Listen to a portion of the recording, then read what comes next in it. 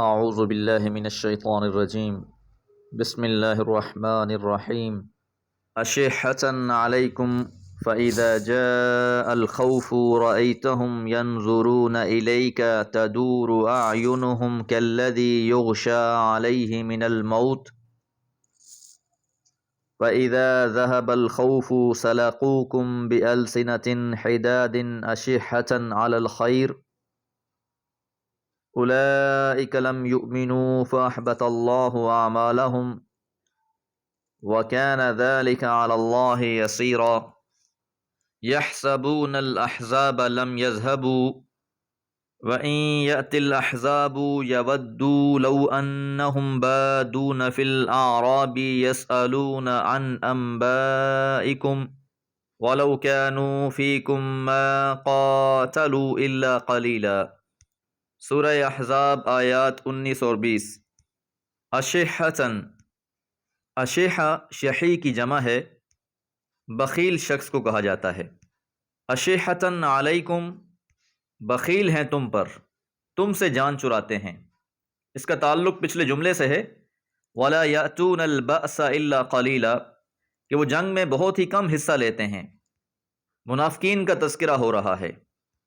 پہلی بات تو یہ ہے کہ یہ دفاع میں حصہ لیتے ہی نہیں، اور کبھی لینا بھی پڑ جائے تو اپنی جان اور مال کی قربانی کے معاملے میں نہایت بخیل ہیں۔ یہ چاہتے ہیں کہ بغیر ایک قطرہ بھی بہائے غازی اور مجاہد سمجھے جائیں۔ فَإِذَا جَاءَ الْخَوْفُ، پس جب خطرہ پیش آتا ہے، خوف کی حالت طاری ہوتی ہے، دشمن کی طرف سے حملے کے امکانات بڑھ جاتے ہیں، نقصان کا خدشہ ہوتا ہے۔ رَأَيْتَهُمْ، آپ دیکھتے ہیں انہیں، يَنْظُرُونَ إِلَيْكَ، وہ دیکھ رہے ہوتے ہیں آپ کی طرف، تَدُورُ أَعْيُنُهُمْ، یہ خوف کی کیفیت کی وضاحت کی جا رہی ہے کہ جیسے ہی انہیں پتہ چلتا ہے کوئی خطرہ ہے تو یہ آپ کی طرف ایسے دیکھ رہے ہوتے کہ ان کی آنکھیں گردش میں ہوتی ہیں، خوف ان پر طاری ہوتا ہے۔ کالذی، اس شخص کی مانند، یغشا علیہ من الموت، جسے موت نے گھیر رکھا ہو، سکرات الموت کی حالت ہو، فرشتوں کو دیکھ رہا ہو۔ خوف سے انسان اپنی آنکھوں کو گھماتا ہے اور موت کے بعد آنکھیں کھلی کی کھلی رہ جاتی ہیں۔ تو جو موت والی کیفیت ہے ان منافقین پر طاری ہو جاتی ہے جب بھی خوف آتا ہے، جب بھی کوئی خطرہ پیش آتا ہے۔ وجہ یہی ہے کہ انہوں نے جہاد میں شرکت کوئی قربانی دینے کے لیے نہیں کی، اسلام کی سربلندی سے ان کو کوئی سروکار نہیں ہے، اللہ اور رسول سے محبت نہیں ہے، آخرت میں اجر کی امید نہیں ہے، یہ تو بس دکھاوے کے لیے حاضر ہو گئے ہیں، صرف چوری کے عاشق ہیں۔ فَإِذَا ذَهَبَ الْخَوْفُ، اور جب خطرہ ٹل جاتا ہے، خوف چلا جاتا ہے، سَلَقُوكُمْ بِأَلْسِنَةٍ حِدَادٍ، سلقہ کا مطلب ہوتا ہے تیز زبانی، چرب زبانی، جو شخص زبان چلانے میں تیز ہو۔ اب خطرہ نہیں ہے تو ان کی زبانیں بولنا شروع کر دیتی ہیں، بِأَلْسِنَةٍ، ایسی زبانوں سے، حداد، جو انتہائی تیز ہیں۔ کہیں فتح حاصل ہو جائے، کچھ مال غنیمت مل جائے تو اس حصول مال کے لیے ان کی زبانیں بہت تیز چلتی ہیں۔ اشحتاً، بہت حریص ہیں، لالچی ہیں، علی الخیر، مال کے بارے میں۔ تو ان کی اب دونوں کیفیتیں بیان کی گئی ہیں کہ خطرہ پیش ہو تو ایسا معلوم ہوتا ہے کہ ان کا خون خشک ہو گیا ہے، ان پر موت کی کیفیت ہوتی ہے، لیکن جب خطرہ ٹل جاتا ہے تو بڑی تیز زبانی سے باتیں کرتے ہیں، گویا انہی کی شہادت اور شجاعت کا یہ سرچشمہ ہے، انہی کی بہادری ہے کہ دشمن بھاگنے پر مجبور ہو گیا ہے۔ گفتار کے کیا ہی خوب غازی ہیں یہ۔ اولئک، یہی وہ لوگ ہیں، لم یؤمنوا، نہیں ایمان لائے، یعنی ان لوگوں نے دل سے قبول ہی نہیں کیا۔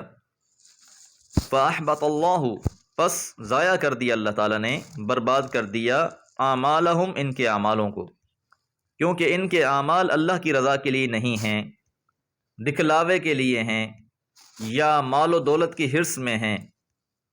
ان کو ان کا صلہ اس دنیا میں ہی ملے گا، آخرت میں ان کے لیے کچھ بھی نہیں ہے۔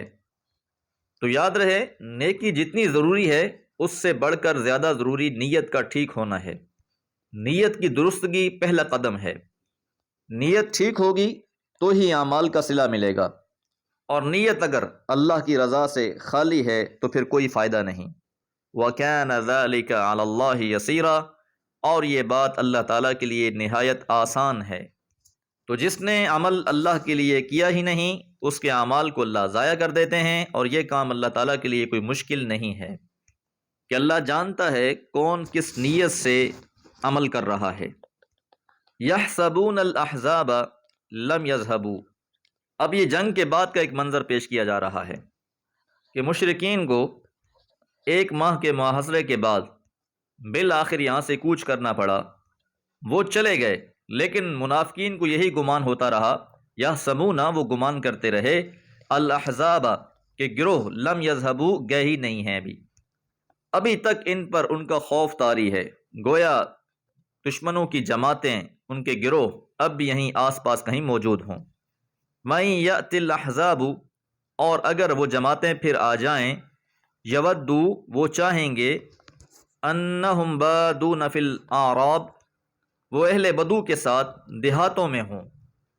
اس دفعہ تو انہیں پتہ نہیں چلا، دشمنوں نے آ کر مدینہ کو گھیر لیا، لیکن اگر اب انہیں اندازہ ہو جائے کہ دشمن پھر سے آنے لگے ہیں، تو یہ مدینہ میں رہنے کے بجائے اس بات کی تمنا کریں گے کہ وہ مدینہ کو چھوڑ کر بدویوں کے ساتھ دیہاتوں میں جا کر کہیں رہیں، وہیں بیٹھے رہیں، یسألونک عن انبائکم، اور پوچھتے رہیں، احوال لیتے رہیں تمہاری خبروں کا، کہ دور دیہاتوں میں ہی بیٹھ کر یہ خبریں دریافت کرتے رہیں، حالات سے واقف ہوتے رہیں۔ وَلَوْ كَانُوا فِيكُمْ، اور اگر وہ تمہارے ساتھ بھی ہوتے، مَا قَاتَلُوا تو وہ نہ قتال کرتے، نہ لڑتے، الا قلیلا مگر تھوڑا ہی، کہ اگر وہ آپ کے ساتھ بھی ہوں تو انہوں نے کم ہی حصہ لینا ہے۔ تو مسلمانوں کو تسلی بھی دی جا رہی ہے کہ ان کا ہونا نہ ہونا ایک ہی جیسا ہے، اگر تمہارے پاس بھی ہوں گے تو یہ جنگ میں حصہ لینے والے نہیں ہیں۔ تو جہاد ایک ایسا عمل ہے جو مومنوں اور منافقوں میں تفریق ڈال دیتا ہے۔ دعا ہے اللہ تعالی ہمیں اپنی رضا کے لیے عمل کرنے کی توفیق عطا فرمائے۔ وما علیہ الا البلاغ۔